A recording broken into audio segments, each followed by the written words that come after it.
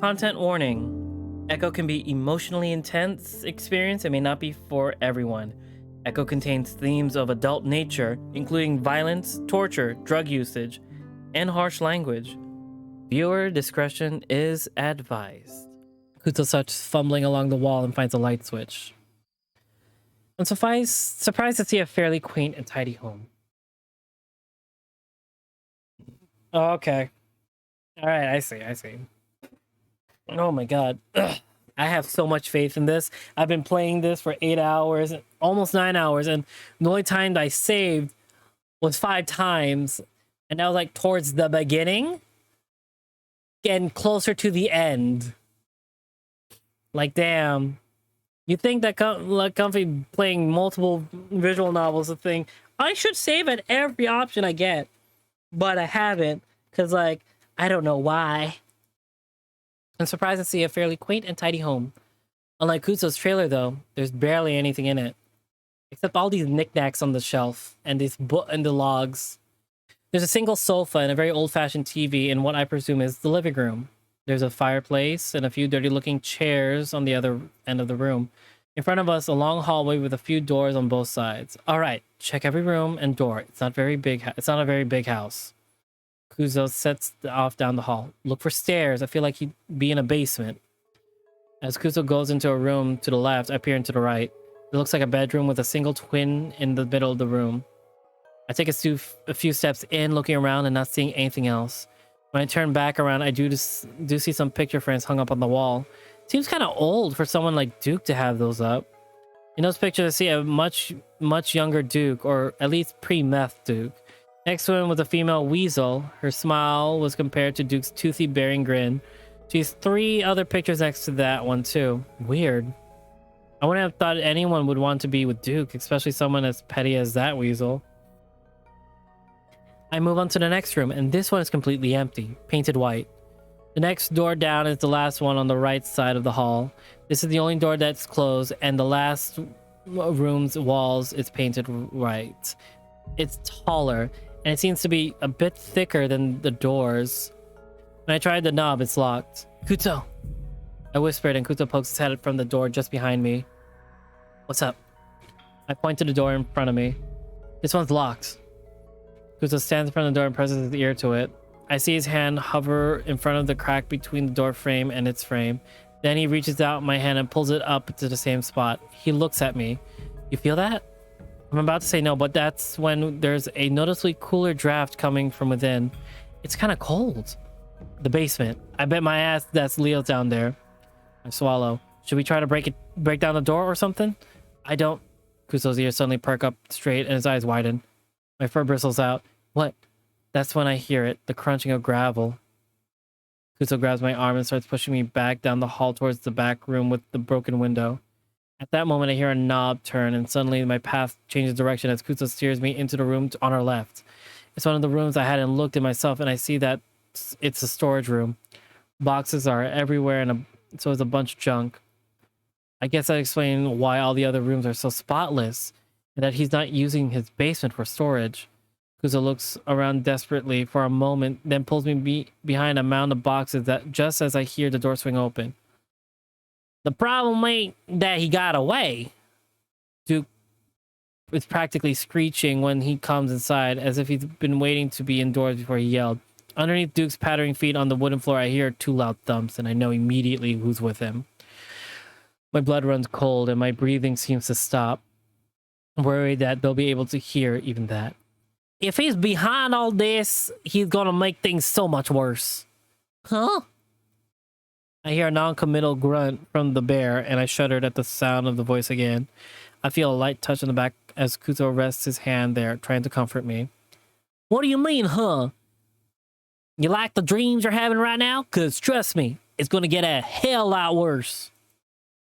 I hear a smacking sound, which I imagine is Duke's tiny hand trying to slap Brian in the face. What the fuck you staring at? Duke's grating, nasally voice echoes around the carpetless house. Your window. There's a moment of silence as I hear some shifting around. Then suddenly I hear Duke's footstep rustle down the hall. I duck more deeply behind the boxes as he passes the doorway to our room. Fuck, someone's fucking in here. Uh. Brian's lumbered down the hall, basically standing right in front of our room. I hear two more thumps and a bunch of rustling as Duke instinctively beats at the bear's bulk. Fucking idiot! They broke in! I hear a jingle of keys as Duke continues to shout. Check every fucking room. I bet they broke through the basement window too. Fuck. Now that he says it, breaking through the basement window might have been a better idea. Looking between the crack in the boxes, I get a flash of the weasel walking past the door again. He's bald. He's holding something long and shiny. I shrink back against the boxes, wondering how in the world I got here. As I stare at the ground, I also wonder if I'm about to have a heart attack. I focus on watching the blood seep from my arm, pulling on the wooden floor next to me. I hear a key go into a lock and a doorknob turn. I swear to God, if that wolf ain't down there, I'll blow your goddamn face off. Duke's voice fades away, accompanied by reading footsteps down the stairs. The heavy footfalls of Brian start to move around slowly toward the other end of the hall. Kuzo moves his hand up my shoulder. I look at him and he holds a finger up to his lips and points to the direction of the broken window. I don't want to move at all. In fact, I'd rather sit here and just disappear into the floor. Somehow, though, I'm able to force myself to my feet as Kuzo tugs me up. We move very slowly to the doorway, and there, Kuzo holds up a hand, making me pause. I watch his ears perk, flicking in the direction of Brian. My hearing probably isn't nearly as good as his, but I'm still able to pick up the bear's heavy, labored breathing. I hear some shuffling and more heavy footsteps. Kuzo freezes as we both listen to the bear move back into the hallway, then his footsteps fade away. I imagine he moved into another room, and that's when Kuzo appears around the corner. I hold my breath, but Kuzo reaches back and grabs my wrist, pulling me out into the hallway. It's empty, and as quiet and quickly as we can, we move to the end of the hall to stand next to the broken window. Kuzo sticks one leg out the window before balancing an entire weight on both hands at the bottom of the ridge. Like a gymnast, he moves the other leg out and quietly drops to the ground outside, his head narrowly missing the top ledge. I don't know if it's because he's the raccoon or an actual gymnast, but there's no way in hell I'm going to be able to do that. Kuzo's already reaching for me, though, his eyes wide with a frantic worry. I can hear shuffling sounds behind me, and coming from one of the rooms. Kuzo reaches out towards me, then suddenly waves his hand wildly in the direction of the room right next to me. Heart pounding, I almost stumble through the doorway into the room. This has few chairs stacked up against the side of the wall, and what looks like a closet door. Brian's footsteps thump down the hall again, and I almost gasp as I get a glimpse of a massive shadow through the doorway. Then it disappears as I hear his footsteps move into the room right next to me. Oh my god. From the inside the room, I see Kuzo slowly pop back up in the front window, then motion frantically towards himself. My legs are like jelly, though, and I hesitate. Then there is a raspy dragging sound in the room next to me. Almost makes me jump. It's the sound of a cardboard box being slid across the floor. I hear Brian mumbling, definitely not paint. I force my mumbled feet to stumble out the hallway towards the window. Kuzo reaches out for me, his eyes desperate, but then I hear the shuffling behind me again. Why is he moving so fast now? Automatically, I step back into the room while Kuzo continues to beckon himself. Brian's lumbering footsteps move down the hallway slowly in my direction. Kuzo ducked back down out of sight. I'm alone and trapped. I remember the closet at the last moment and lunge towards it, not having enough time to worry about the sound I make. Somehow, the closet door glides open with hardly a sound, as if the hinge has just recently been greased. I step inside, then swing the door shut, trying not to let it snap close. At the exact moment Brian's lumbering gait enters the room, I shrink back against the wall, holding my hands to my mouth, trying not to breathe. My heart beats so loud, it's the only thing I can hear as it pounds in my ears. I hear coughing and grunting coming from behind the door, then it goes quiet. I wait, unsure of whether the bear is left or not. Slowly, I walk up to the door, pressing the side of my head gently against it. I listen, he sees your blood trail! I swallow, then reach up to rest my hand on the doorknob. I think about making a run for it, maybe trying to dive through the window. I might get hurt, but I might be able to get away. I wait for the police on the inside. He's still there. He's still there. He's still there. You never heard him exit the room.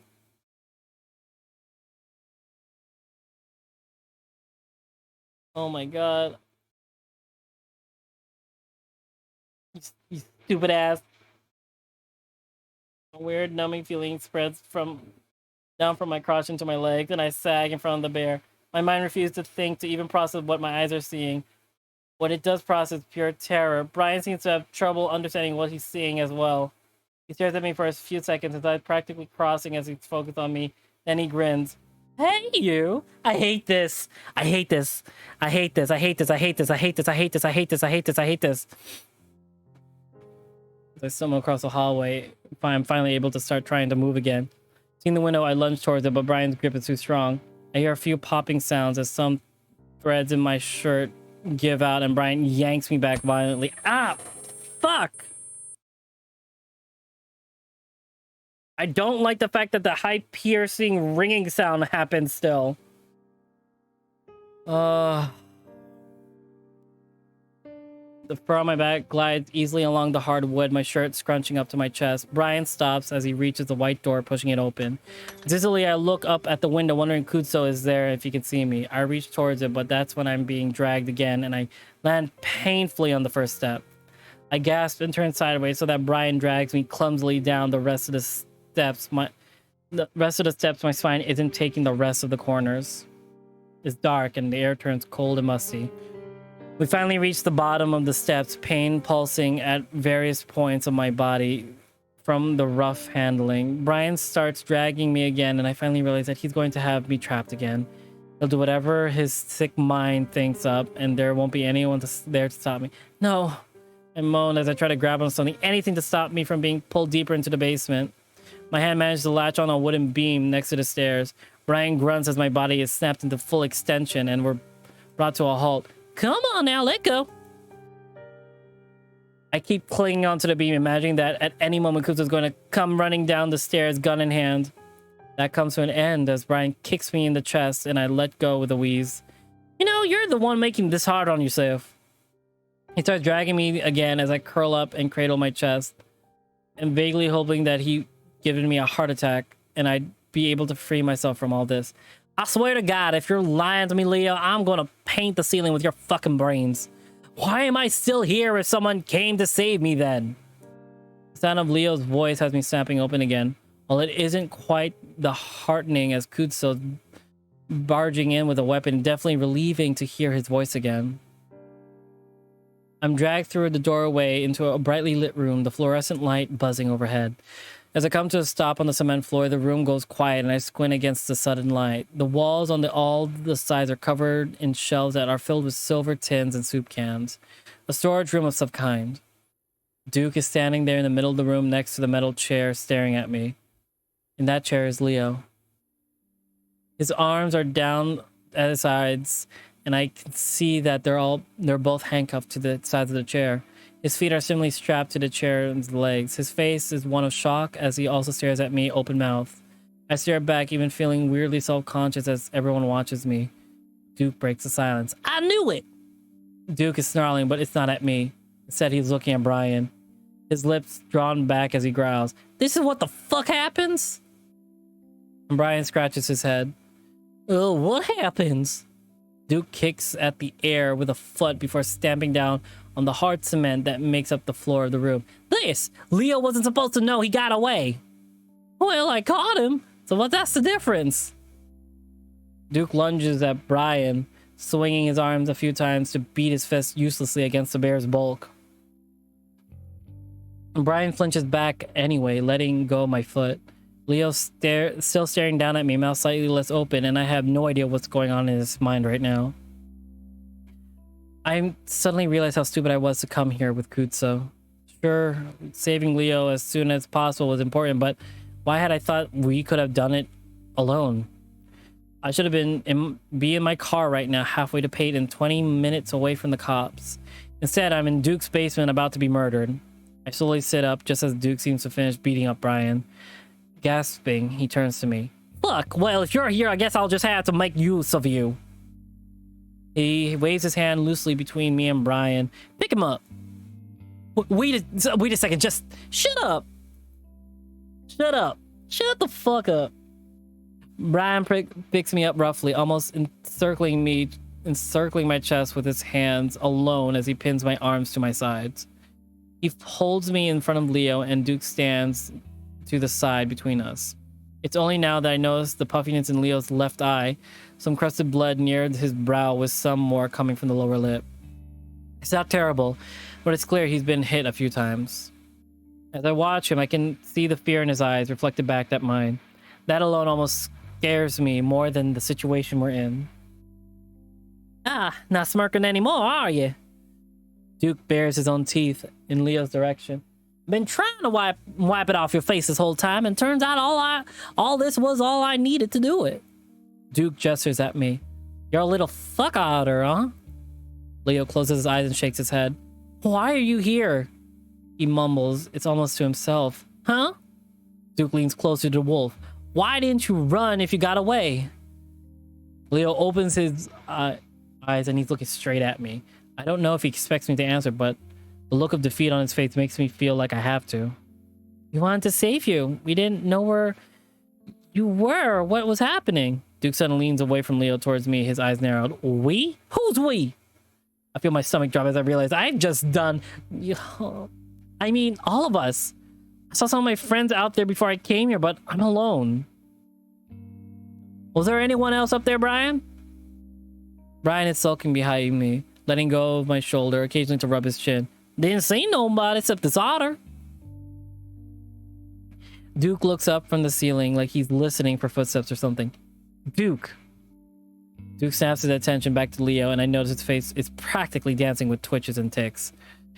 This is crazy. Leo enunciates each word through gritted teeth, his muzzle lowered so that he's looking up at Duke's eye to eye. Look at this. Look at everything you've done. It makes no sense. Duke lets out a high-pitched laugh. Crazy? You know what's crazy? Duke gestures at me again. Ask him what he saw out there.